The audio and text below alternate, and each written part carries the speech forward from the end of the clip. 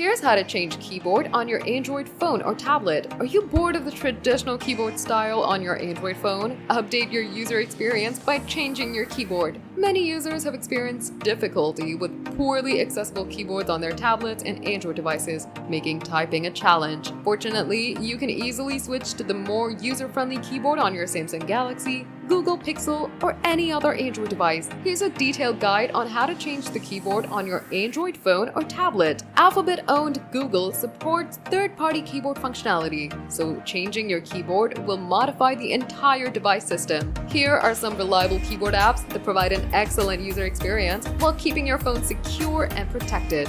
Gboard. Gboard is one of the best keyboard apps available, receiving a material you makeover in 2021. It syncs your data across devices, including your Google accounts, and offers extensive support for stickers, GIFs, and more. Microsoft Swift Key. Microsoft Swift Key is an AI-powered keyboard ideal for tech-savvy users. It stands out due to its useful insights, impressive clipboard, Microsoft Translate integration, and consistent Bing integration. Grammarly. Grammarly is another popular app that helps users fix grammatical errors, spelling mistakes, and more. It has both free and paid versions that can significantly improve your work. Additionally, Grammarly can be installed on the web. Here's how to change your keyboard. Install a new keyboard app. Download and install your preferred keyboard app from the Google Play Store. Enable the keyboard. Go to Settings, go to System, now go to Languages and Input, Virtual Keyboard, now go to Manage Keyboards. Toggle on the new keyboard you installed. Set as default. In the same virtual keyboard menu, tap on Current Keyboard and select the new keyboard as your default. By following these steps, you can easily enhance your typing experience with a more accessible and feature-rich keyboard on your Android device.